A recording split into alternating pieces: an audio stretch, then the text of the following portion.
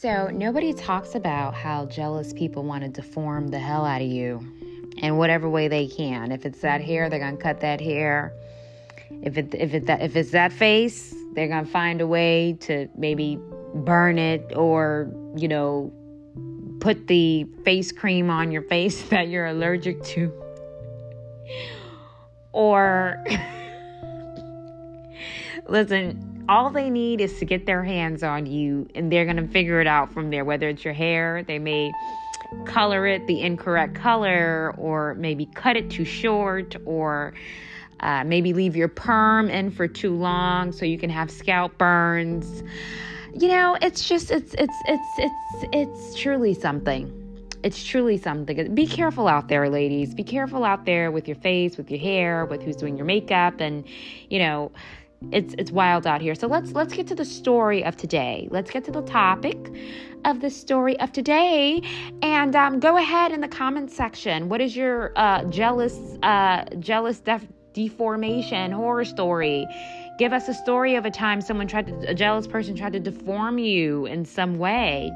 All right, let's get started. So there was a young lady over the weekend that unfortunately got attacked at a nightclub. She's a dancer and she got attacked at a nightclub, and one of the frequents of that nightclub sliced her face with a glass cup or whatever she was using to drink her drink. She sliced the dancer's face with it, and the dancer had to go to the hospital to get stitches. Like, her face is sliced like deep in, you know what I mean? So she's gonna have a scar for life. And all of this happened because she walked into the strip club, and she works there. And she said that the lady that works at the door, the security, was being weird. The DJ was being weird. Men, I always tell beautiful women, men are not there to protect you. They will be an active participant to set you up. So never think that men are there. Like, no, they will team up with the women to set you up. Okay. And the DJ was being weird. Everybody was being weird. And she walks into the club, and there is a girl that, I guess, a woman that frequents the club often, that left the drink unattended. So she goes up to the lady and said, "Hey, I just noticed that you left your drink unattended. Make sure you don't leave your drink unattended, because sometimes men slip stuff into the women's drinks here. And since I work here, I see it all the time. So just be careful." So she was being kind. She was being sweet. She was being helpful. But the lady didn't receive it well. I don't know if maybe she had one too many drinks. I don't know. She didn't receive it well. And then she came back after a couple minutes and sliced the girl's face, right?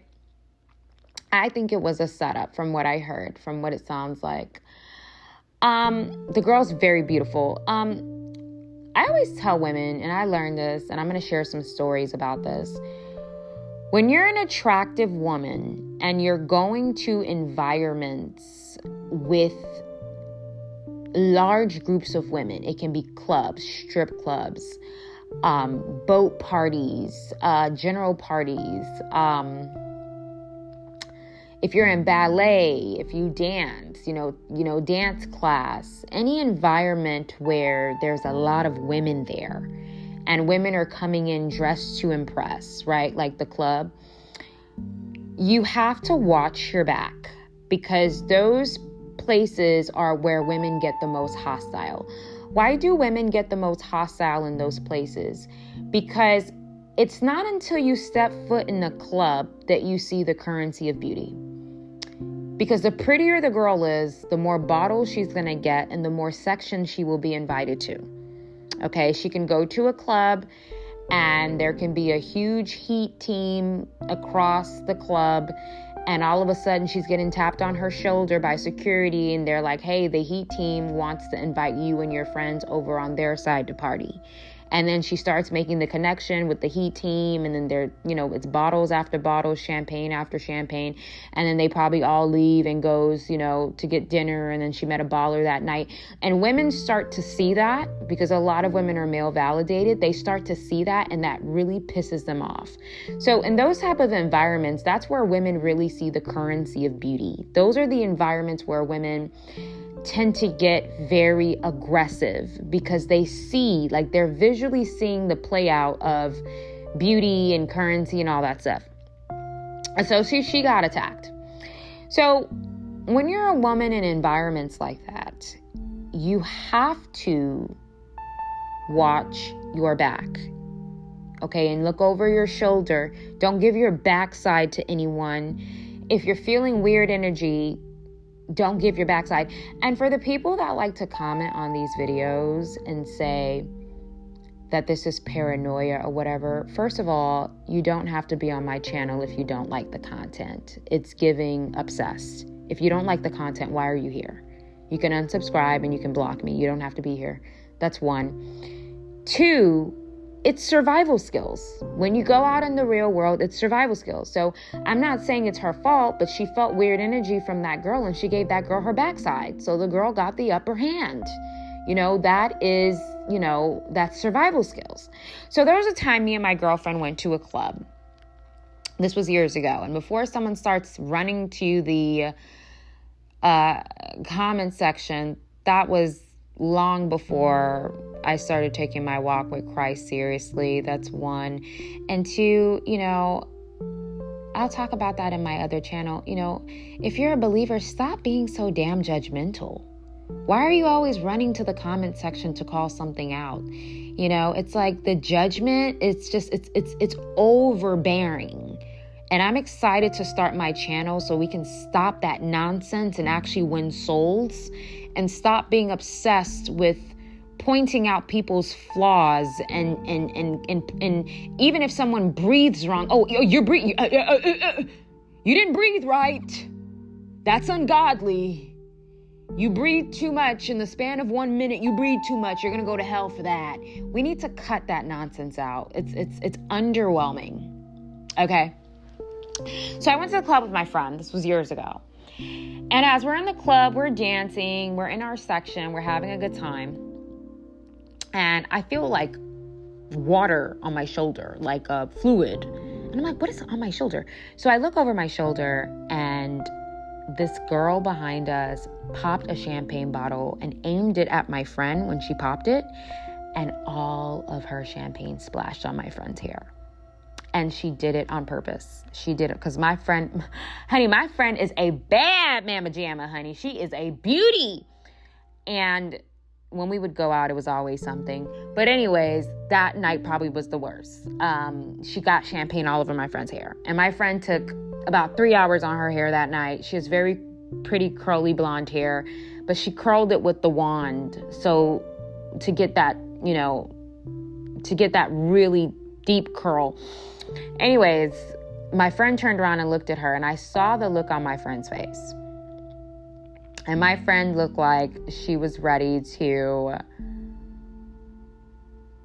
jump over that railing and bust the girl in her face. Okay, and I know my friend, and I said, don't do it. Not that my friend's a fighter, or my friend at that time, no, we're classy women. When we go out, we paint the town red. We're not fighting. We're not doing any of that. But when a woman is crossing your boundary and testing you like that, it puts you in a tight spot, because it's like you're calling me out right now. Like you're trying to test me and see. But I told my friend, it's not worth it. Don't retaliate. It's not worth it. And second of all, survival skills.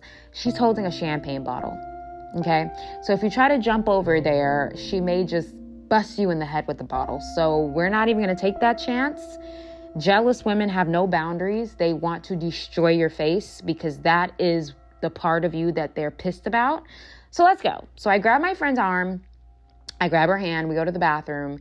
And, it's a very high-end club in Miami Beach. This was Club Live, L-I-V, with Dave Grutman.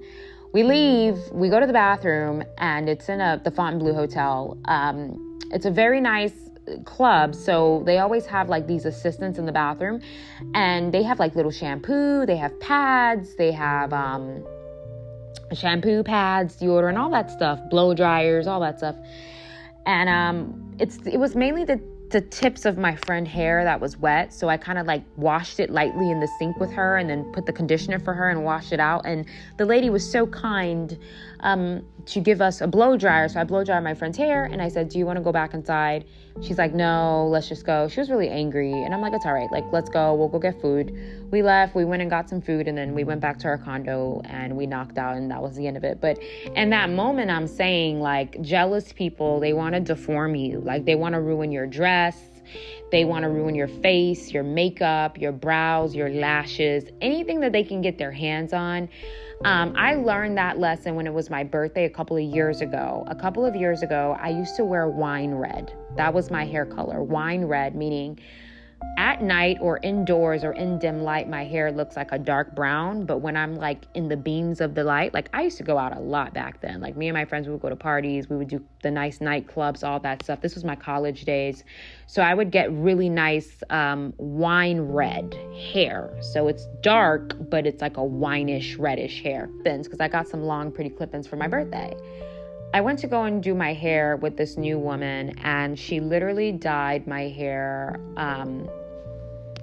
So I'm like, oh my God, hi, my name is Mel. It's my first time here. It's my birthday today. I'm excited for you to color my hair. So she gives me this look, and I'm like, oof, whatever. I mean, I'm already here. You know, my birthday dinner's tonight. I invited all my friends. I'm not going to cancel. So I need to get my hair done.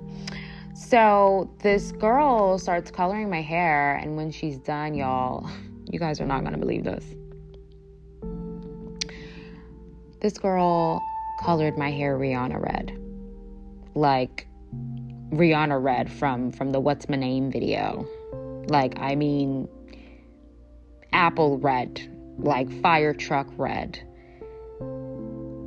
And I start crying, okay? The minute I see my hair, I started crying. And I called my mom.